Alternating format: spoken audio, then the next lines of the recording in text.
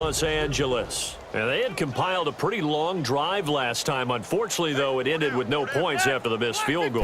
And that can hurt the psyche of a team because as they drove downfield, you know you're never supposed to count points in your mind until they go up on the board. But let's face it, we've been there. We've seen teams before. They were counting on those points. They didn't get them. Can they come back now, start over again, and grind it out? Now Rivers. Over the middle, complete. That's Williams. And he takes this one down almost all the way to the 30. That goes for a gain of 31. I think it all came together there. In-breaking route, drove it with excellent pace. Money throw right there to move the sticks. Rivers going to turn and give this one to his running back, Gordon. Slipped one tackle, but no more as he's knocked to the deck behind the line of scrimmage. That's going to go as a loss of 2, and it'll be second down. I think it's pretty evident. We can say what a difference a week makes. Last week, he ran pretty much wild, didn't he? Did pretty much what he wanted to do. We're back now in KC. And this is a blowout so far as we get set for the fourth quarter. A very one-sided affair. Ready. Read 80. Now a second down throw for Rivers. It's complete right side to Benjamin. Stops short of the 25, but that second effort got him a couple extra.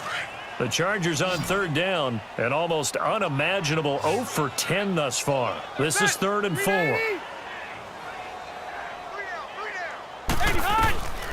Working out of the gun, Rivers. And that is incomplete.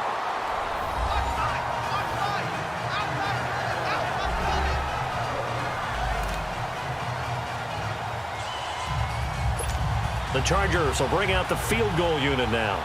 And remember, he had one blocked earlier.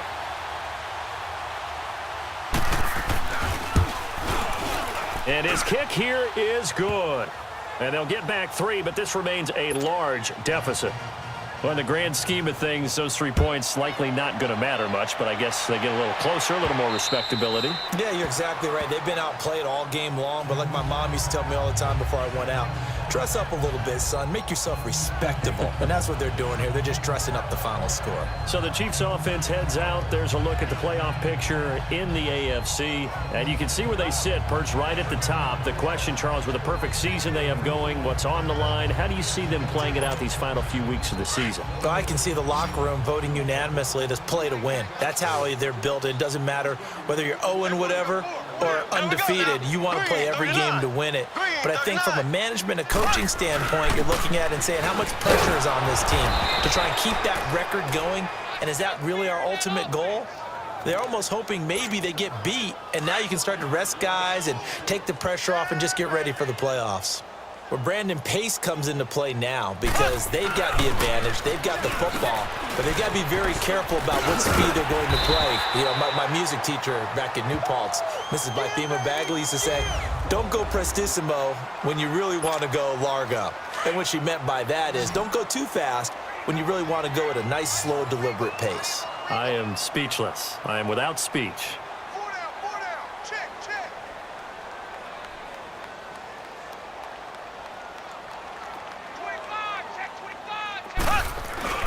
On third down, it's Williams. Oh, eluding the tackle. And the broken tackle helps lead to a first down gain. Just 4 yards on the pickup, but that's good enough to extend the drive.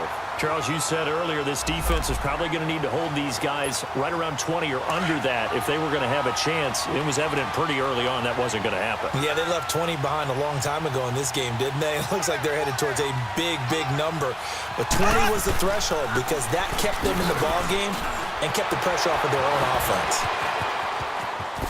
Fancy footwork at the... And I think he's going to go. They're not going to get him. Past the 20. And all the way in for a Kansas City touchdown. Damian Williams with his 28th touchdown, drawing level with Sean Alexander for the second most in a single year. And the Chiefs have got it on cruise control. So another score there, and often you talk about the 3 phases of the game. Defense, offense, special teams. It's been a clean sweep in this one, hasn't it? It certainly has. They've been pretty dominant throughout this game. And privately, the head coach will add a 4th phase. That's the coaching, and he'll tell the ownership that as he tries to negotiate a new contract off of this win. They are looking strong here in the fourth quarter.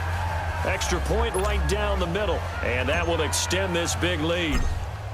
Butker now to kick this one away. Very short kick. This will be taken by one of the up men. And solid field position here to start as they get it out to the 40-yard line. And that's the kind of return you're looking for. To get it to that spot on the field, that allows you to do a lot of things on offense.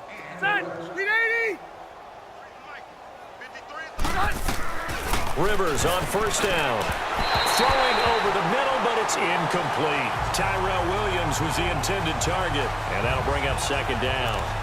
Another wayward pass. You know, things started out poorly in this game, and to be frank, they just really haven't gotten much better. And all that does is embolden the secondary. They feel good about what's going on, and they just play better and better. Rivers got his man complete over the middle. It's Williams. Williams loses the football, but a Chargers player was able to fall on it, and they'll keep possession. And the defense not able to get it. From a defensive perspective, what's that moment like when you realize the ball is loose? It is a moment where all concentration goes right to the football. This is something you've talked about in all your preparation for the game. You probably talked about this. And a loose football. And it's picked up by the Chiefs. And his guys will take over at the 25-yard line. All right, you've had to put up with me in this booth. I'm going to try and be simple this time and succinct. It simply has not been their night. No, I think that fumble's kind of indicative of how this whole evening's gone, isn't it? Without a doubt. I mean, they've tried, but nothing has ever really taken throughout the game. That's why they're down so big. Mahomes will lead the Chiefs up 1st and 10 at their own 25-yard line. Black 58 rail! Black 58 rail!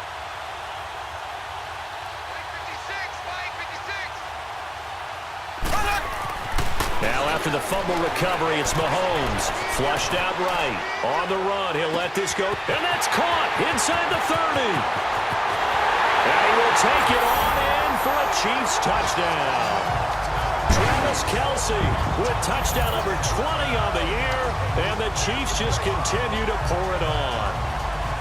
And now we've hit that stage of the game, partner, where one of our predecessors, one of the great commentators of all time, he used to sing in this situation when this game appeared to be over.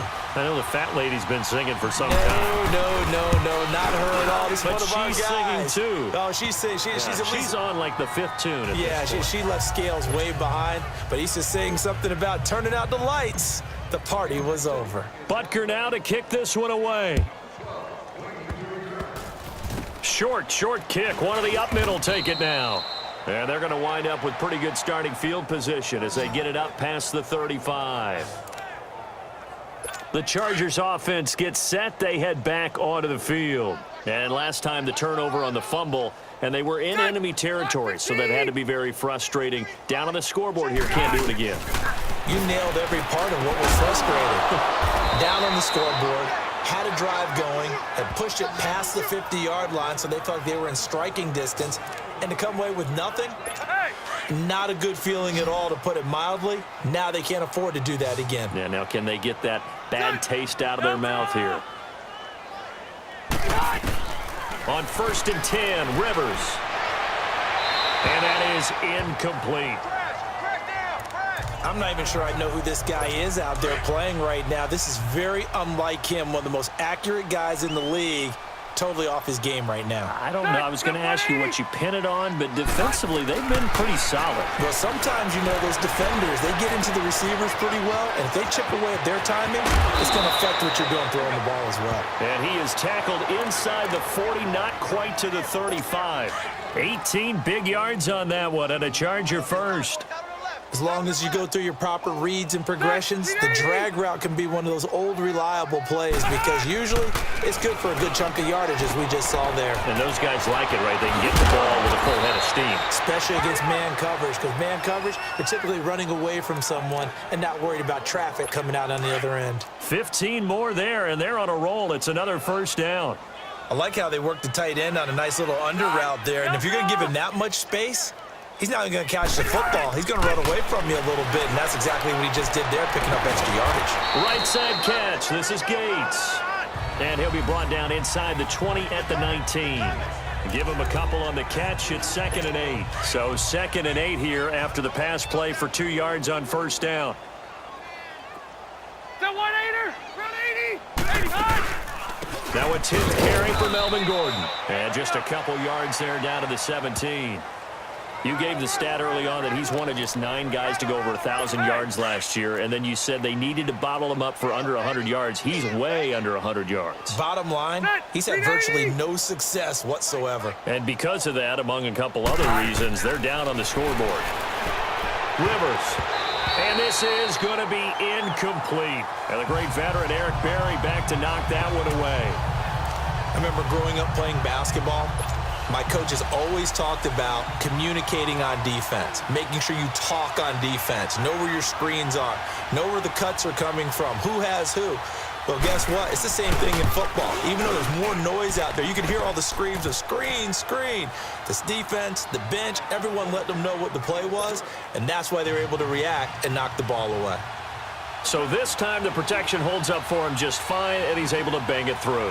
I think their special teams coach got the point across. He gave him a pretty good earful after the block earlier. And this time, there's no penetration, so they're able to pick up 3. Well, fourth quarter, they felt like they needed the football back. Unfortunately, they couldn't get it. And I know we brought analytics into the game, and someone has said here that the data says that when a team's expecting an onside kick, 80% of the time, the team expecting it, they do actually recover the ball, which is what we saw here. I just wonder if that number is much more of an anecdotal type of a number. Kind of like when the coaches tell us, well, when you score on special teams, 93% of the time you win the game.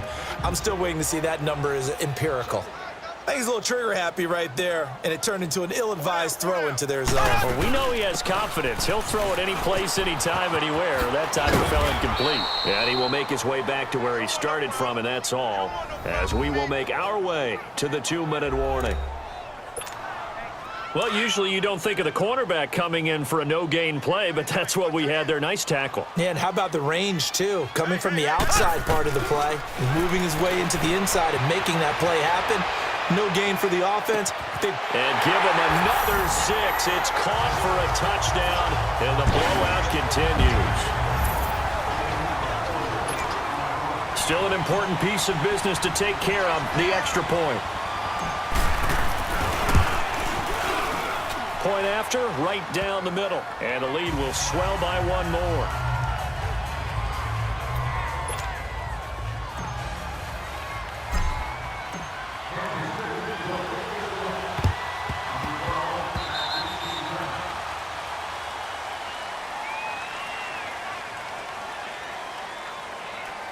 Free kick out of bounds. Kicking team. And that drives coaches insane, doesn't it? When they see that happen, it just doesn't feel right, does it? Plus, you're giving up yardage.